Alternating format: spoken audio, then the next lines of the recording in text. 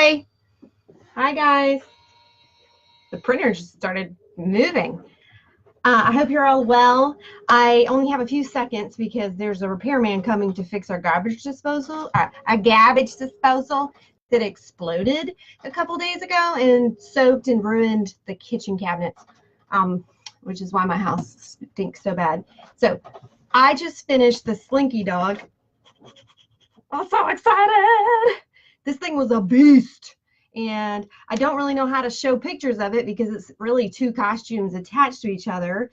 And so I turn this volume down so that I can see.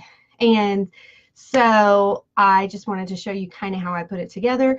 So, because there is no tutorial on how to make a Slinky Dog costume. I wish I had taken pictures along the whole way, and that way I could have done an actual tutorial. I've been watching YouTube videos of other people who do crafts, and I could probably manage it with my husband's awesome editing skills.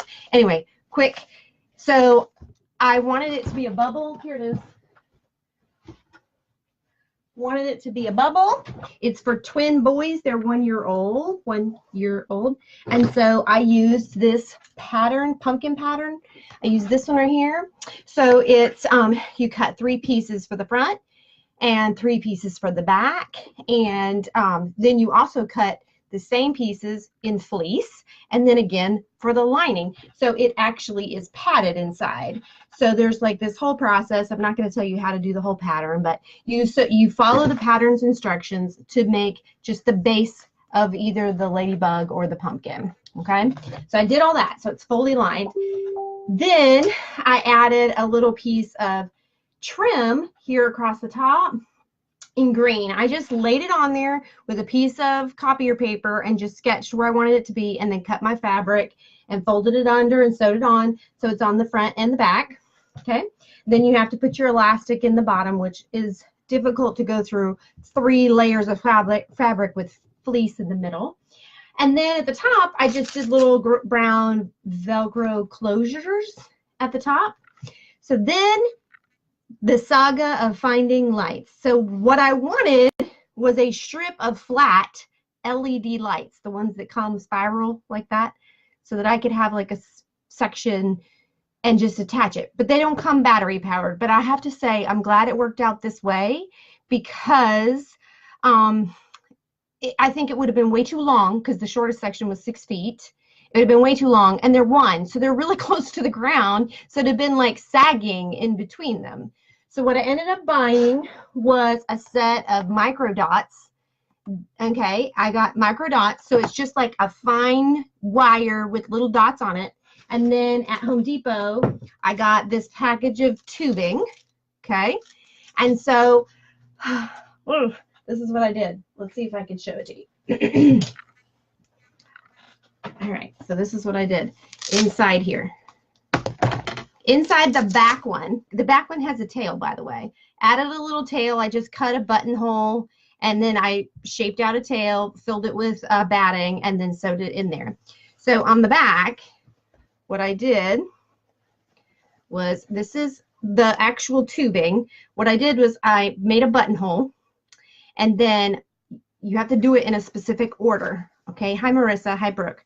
First, I put the battery box in here. Okay, the battery box is in this little pocket. So what I did is I cut my little piece of brown fabric that I needed. Sorry, it's kind of stuck in there tight because I didn't want it to fall off. So I cut a piece of brown fabric and shaped it the way it needed to be, giving it enough space for it to have depth as well. It's not like a flat pocket that you would put your hand in. It has to have that depth for the box. And I pinned it in here, and then I originally stitched it down with the sewing machine, and then I realized it's stitched all the way through, and I have a little line on my thing. Luckily, it's right next to the seam, so you can't tell, but I didn't want it to be like that, so I ended up hand stitching it to just this interior lining all the way around and putting the battery pack inside. And before I put the pack in, I cut a buttonhole right here with the sewing machine on both the front of the butt of the dog and then the back of the head of the dog.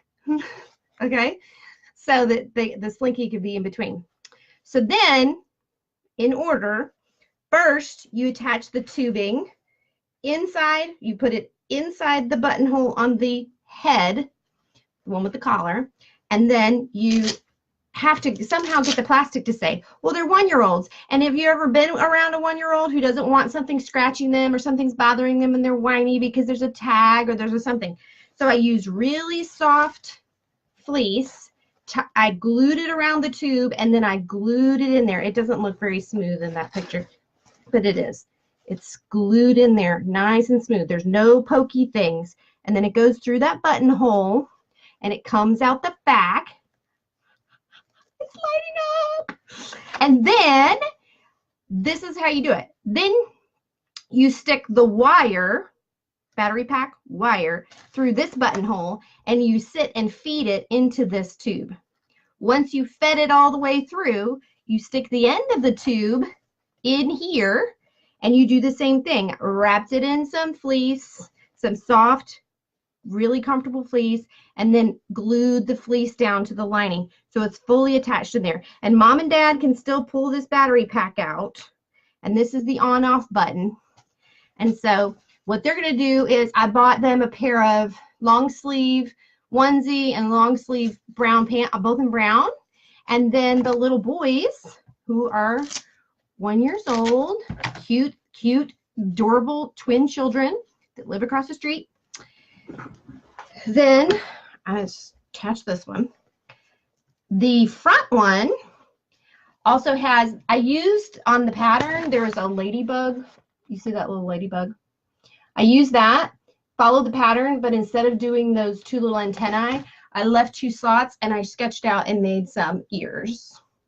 Cute little ears, and attached a ribbon. So this one will go on the front puppy. And then when they walk, they glow. Ah!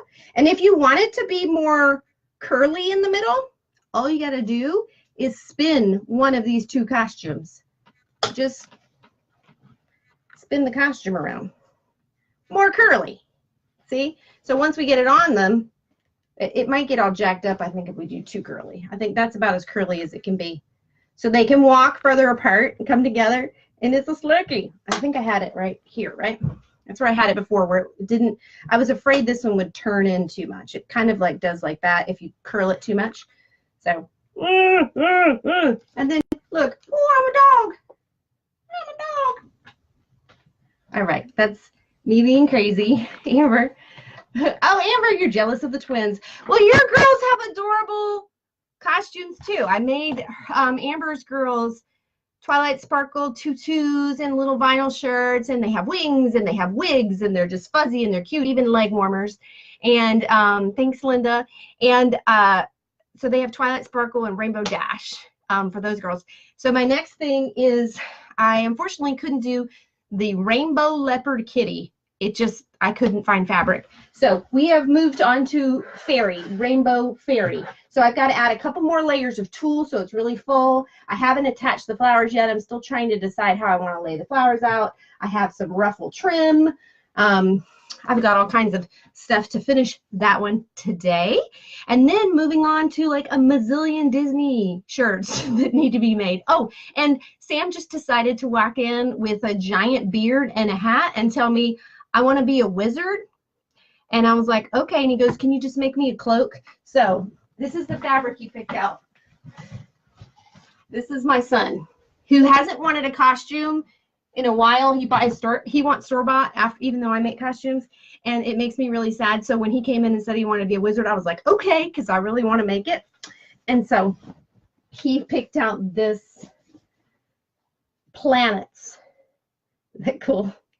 It's busy, but I think it's going to be cool. Like a nice long cloak with a hood hanging down, and he has this giant gray beard and then a big kind of bluish purple iridescent hat with stars all over it. So wish me luck on that. It shouldn't be hard. I've made magician's cloaks before, so I don't think that one's going to be too hard. It's just time consuming with cutting and ironing. So that's my day. I've got a million things to do, but hey, I did clean the craft room, and hopefully the guy will be here to get rid of the stank in my kitchen, and then I get to take Sam to the dentist to make sure he can get a brand new tooth for the one he knocked out this summer. So I hope you all are having a great day, and I want you to say it. Just have fun making things. I sit and watch YouTube all day, people making other things, and I'm like, I could totally make that. I have to show you guys the awesome living room decor I have of Halloween. I finally, for the first time in years, was like, I'm going to make some actual decor. And I made some pillows. In about 30 minutes, I made 3 pillows. That included a homemade one with vinyl, and the other 2 were just pillow covers to go on my couch pillows. So great dollar store finds, put it together, and it was awesome, and I was so pleased, and the kids were thrilled last night with all the twinkly lights that were down there. So y'all have a great day, have fun, make something today. Just make something, be happy, and stay crafty. I really appreciate you. I hope you have a fantastic day. Bye, guys.